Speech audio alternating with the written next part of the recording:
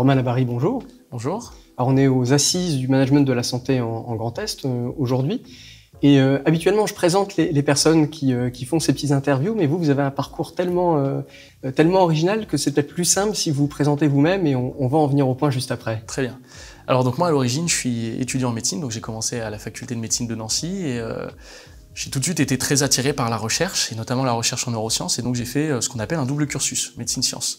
Donc pendant ma deuxième et troisième année de médecine, j'ai fait un équivalent de Master 1 en autonomie, où j'ai suivi différents stages en laboratoire, des UE de Master à droite à gauche. Et à la fin de ma troisième année de médecine, j'ai eu l'envie de découvrir la médecine sous un nouvel angle, l'angle de la recherche fondamentale et la recherche clinique. Et donc, pour cela, je suis parti à Paris et j'ai rejoint le CogMaster à l'École normale supérieure pour cette année de Master 2.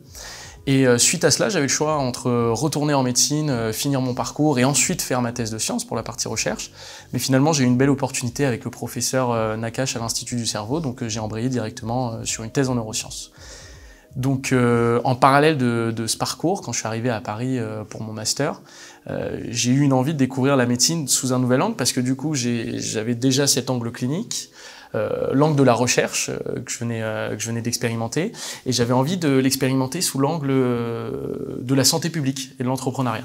Et donc pour ça, j'ai créé une entreprise, Swapios, que je vais vous présenter et ben justement, votre entreprise, qu'est-ce que vous proposez comme service? Donc alors, si vous voulez, moi je propose la téléexpertise téléphonique. Donc actuellement, la téléexpertise telle qu'elle existe, c'est des échanges asynchrones entre professionnels de santé, donc ça peut être des paramédicaux, entre un paramédical, un médical, ou entre deux professionnels médicaux, en général plutôt des médecins.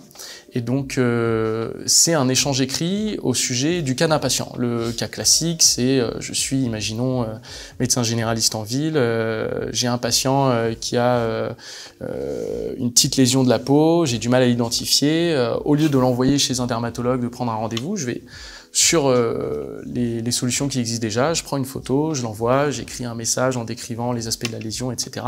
Et je reçois un avis dans les 24 à 72 heures du dermatologue sur cette lésion. Donc ça existe depuis 2019, ça a toujours existé, mais c'est reconnu par l'assurance maladie comme un acte médical depuis 2019.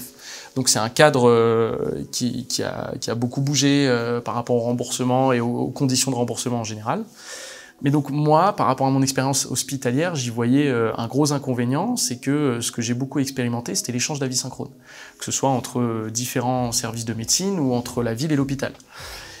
Moi, le cas auquel je m'intéresse, c'est par exemple la douleur thoracique qui arrive à 18 h chez le médecin généraliste. En général, on n'envoie pas un message, on passe un coup de fil.